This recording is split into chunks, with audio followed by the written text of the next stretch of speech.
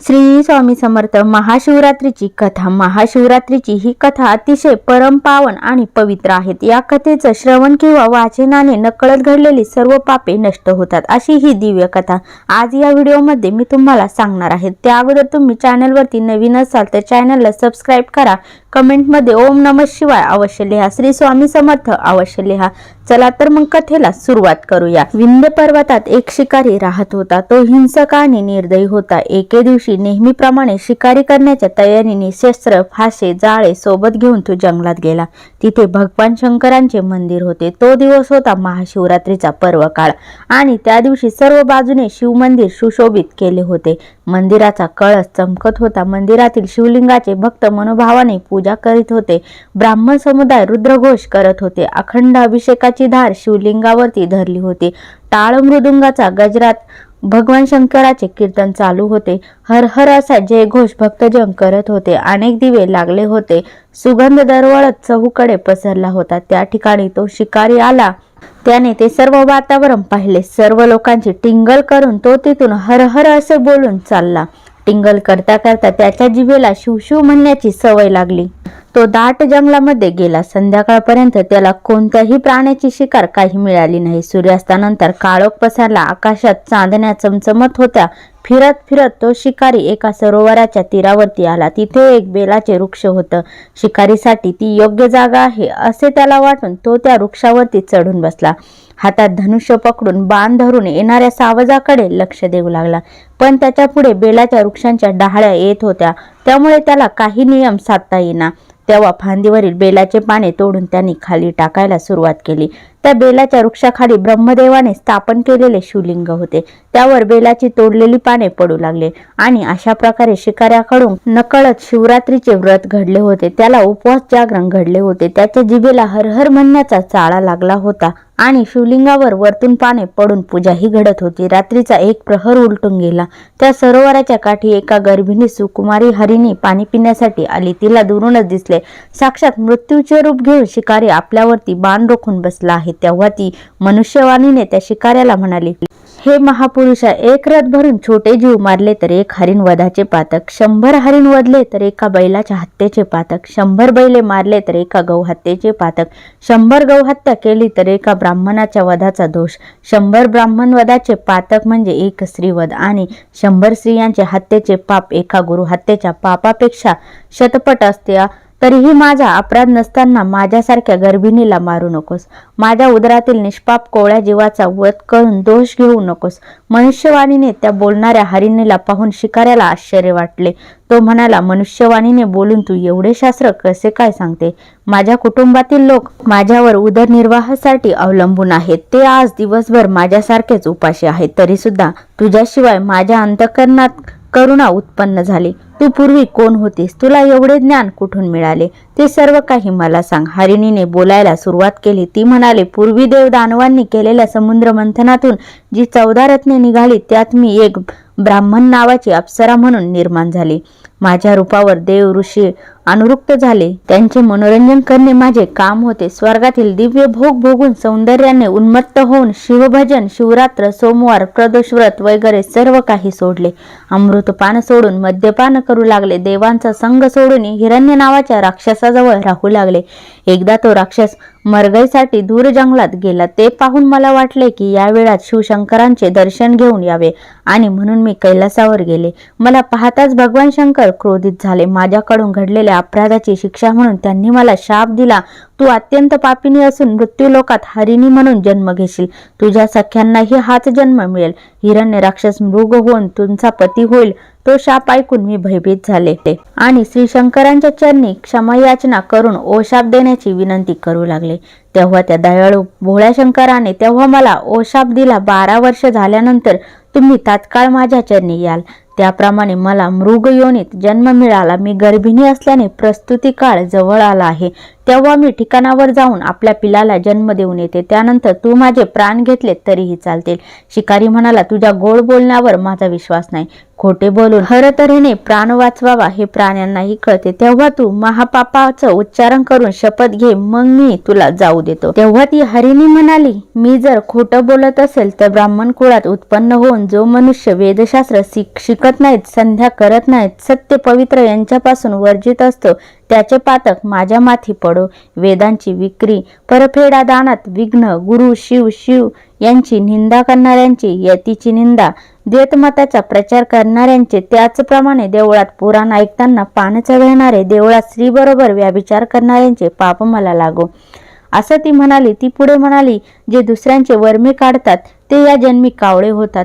विद्या असून जे लोक शिष्यांना देत नाहीत ते पिंगळाच्या जन्माला जातात. जे ब्राह्मण अनुचित दान घेतात त्यांना पूर्वजन्मात गंडवाळ होतात. जे दुसऱ्यांच्या गायी पळवून आणतात ते या जन्मी अल्पायुष्य होतात. जो राजा प्रजेला त्रास देतो तो वाघाच्या किंवा सापाच्या जन्माला जातो. जो साधूला छळतो त्याचा निर्वंश होतो. ज्या स्त्रिया व्रत नियम करतात, घरात धान्य असून पतीला जेवायला घालत नाहीत त्यांना वाघाचा जन्म येतो. ज्या कुरूप म्हणून पतीचा त्याग करतात त्या पुढील जन्मी बालविधवा होतात. तेथेही व्याभिचार होऊन शेवटी वैश्य होतात. पतीची निंदा करणाऱ्या दासी किंवा कुलटा होतात. आई वडिलांना छळणारे माकड होतात. सासू सासऱ्यांना त्रास देणारे निसंतान होतात. ही हरिणी त्या शिकाऱ्याला म्हणाली, तुला वचन देऊन मी जर नाही आले तर ही सर्व पापे मला लागो. मी खोटे बोलले तर शिवपूजेचा अपहार केले असे होईल. तिचा तो निर्धार आणि शपथ ऐकून शिकाऱ्याच्या मनात विश्वास निर्माण झाला. तो तिला म्हणाला, हे पतिव्रते, तू आता जा, पण रात्र संपताना परत ये. तू पुण्यवंत होऊन शिवपदात जाशील असा आशीर्वाद देऊन आणि पाणी पिऊन हरिणी तिथून निघून गेली. शिकारी पुन्हा बेलाची पाने तोडून खाली टाकू लागला. आता 2 प्रहर रात्र झाली आणि शिकाऱ्याचे 7 जन्माचे अर्धे पाप जळून गेले. शिकारी शिवस्मरण करत होता. त्याला त्याची गोडी लागली होती. हरिणाच्या मुखातून निरूपण ऐकल्याने त्याला जागरणही झाले होते. त्यावेळी तिथे दुसरे एक हरिण तिथे आले आणि पाणी पिऊ लागले. तिला पाहून शिकाऱ्याने धनुष्यबाण सज्ज केला. ते पाहून हरिणी म्हणाली, शिकाऱ्या, माझ्यावरती दया कर. पतीला भेटण्याची मला ओढ लागली आहे. मी माझ्या इच्छा पूर्ण होऊ दे. मी पुन्हा परत येईल. तिला मनुष्यवाणीतून बोलताना पाहून शिकाऱ्याला नवल वाटले. ही हरिणी सुद्धा ज्ञानी दिसते असा विचार करून तुम्हाला सर्व शास्त्रार्थ माहीत आहे. तुमचे जीवन धन्य आहे. तेव्हा शपथ घेऊन जा असं तो शिकारी म्हणाला. त्यावरती हरिणी म्हणाले, मी असत्य बोलत असेल तर विहिरी, तळे, सरोवर, देवांचे मंदिर भग्न करणारा, गुरुची निंदा करणारा, मद्यपी, दुराचारी, युद्धातून पळून जाणारा, क्षत्रिय, दुसऱ्यांच्या उपजीविकेचे साधन नष्ट करणारा, ग्रंथांची, वेदशास्त्रांची निंदा करणारा, संत भक्त यांचे द्वेष करणारा, हरिहर चरित्राचा अव्यवहार करणारा, दुराचारी, दुष्ट स्त्री या सर्वांची पापे मला लागो. आपला मुलगा, आपली सून सौजन्याने वागत असताना सुद्धा जे त्यांना उगाच छळतात ते कुरूप आणि दरिद्र होतात. आपसात वैर करणारे भाऊ मासे होतात. गुरुचा द्वेष करणारे संपत्तीहीन होतात. वाटसरूचे वस्त्र लुटणारे अतिशूद्र होऊन प्रेत वस्त्रे वापरतात. तपस्वी म्हणून अनाचार करणारे सुरवंट होतात. कन्या विक्री करणारा हिंस प्राणी होतो. पतिव्रतेला छळणाऱ्यांचे घर फुटते. ब्राह्मण असून मद्य पितो, प्राशन करतो, तो नाश पावतो. ब्राह्मणाचा अपमान करणारा ब्रह्म राक्षस तर उपकार न स्मरणारा क्रमी होतो. ग्रहणात जेवणाऱ्याला पित्त, मुले पळवून विकणाऱ्याला कोळी होतो. गर्भपात करणारी स्त्री वांझ होते. देवालय पाडणाऱ्याचे हाडे मोडतात. अपराध विना पत्नीला शासन करणाऱ्याला अर्धांग वायू होतो. ब्राह्मणाचे अन्न पळविणाऱ्याचा निर्वंश होतो. ब्राह्मणाला काठी मारणाऱ्याच्या अंगातून कळा येतात. संतांशी वाद घालणारा याचे दात मोठे होतात. गुरु, संत, माता पिता यांचा अपमान करणारा तोत्रा, देवाजवळील वृक्ष तोडणारा पांगळा होतो. सुतकातले अन्न खाणारा रोगी होतो. एकट्यात सुगंधी द्रव्य वापरतो त्याच्या अंगाला दुर्गंध येतो. ब्राह्मणाचे खर्च बुडवणारा अल्पायुष्य होतो. झाडाची सावली नष्ट करणारा निराधार होतो. ब्राह्मणाचे ऋण बुडवितो तो भिकारी होतो. पुत्रद्वेषी गरिबाचे लग्न मोडणारा निसंतान होतो. माता पित्याचा छळ करणाऱ्याचा कार्यनाश होतो. एकाच देवीची भक्ती आणि इतर देवांची निंदा करणाऱ्याला कमी मुले होतात. गौवत करणाऱ्याला कर्कशा बायको मिळते. बैलाला मारणाऱ्यास मूर्ख पुत्र होतो. आपल्या गुरुचा त्याग करणारा अल्पायुष्य होतो. सूर्याकडे तोंड करून जो लघुशंका करतो तो दंतहीन पांढरे केसांचा होतो. लहान मुलाच्या मृत्यूने शोकाग्रस्त झालेल्यांना हसणारा निपुत्रिक होतो. असे म्हणून ती हरिणी म्हणाली, मी पतीला भेटून लवकर परत नाही आली तर मला ही सर्व पापे लागो. शिकारी तिला म्हणाला, ठीक आहे, तू फार ज्ञानी दिसतेस. घरी जाऊन लवकर परत ये. त्यानंतर एक हरिण पाणी पिण्यासाठी सरोवराकाठी परत आले. त्याच्यावर बाण पकडताच तो शिकाऱ्याला म्हणाला, माझ्या पतिव्रता स्त्रियांना मी विचारून येतो. तुला दिलेले वचन मी नाही पाळले तर कीर्तनात विघ्न आणणाऱ्याचा निर्वंश होतो. शूद्र ब्राह्मण कर्म करणारा नरकात जातो. तीर्थयात्रेत विघ्न आणणाऱ्याच्या अंगावर जखमा होतात, तोही नरकात जातो. आई वडिलांचा द्रोह करणारे व्याधीग्रस्त होतात, पिशाच्च होतात, गुरुद्रोही भूत योनीत जातो. भरपूर जेवण घेणाऱ्या सदृढ ब्राह्मणांना हसणाऱ्याला अन्न वेचव लागते. देवळे पाडणारा भगवान शंकरांची पिंड फोडणारा, देवाचे उपकरणे अलंकार चोरणारा पंडुरंगी होतो.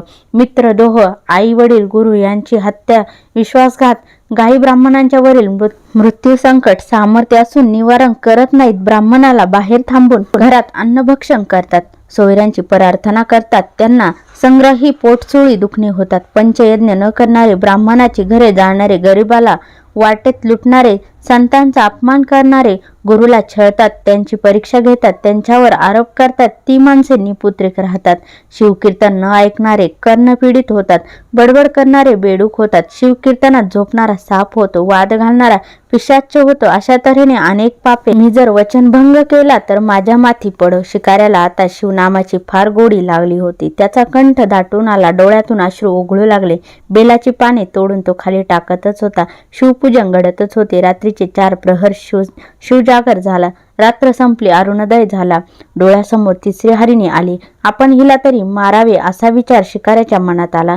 तोच हरिणी मनुष्यवाणीने बोलू लागली, व्याधा, तू मला मारू नकोस. घरी माझे बाळ आहेस, त्याला स्तनपान देऊन मी परत येते.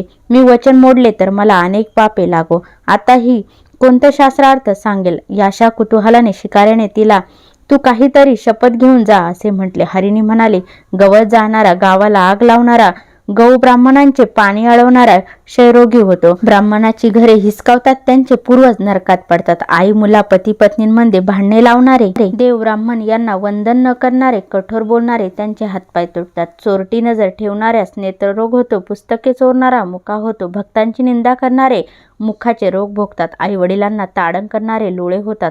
कृपण सर्प होऊन धनाचे रक्षण करतात. यतीला भिक्षा न घालणारा शिवाच्या कोपाला बळी पडतो. संतती संपत्तीला मुकतो.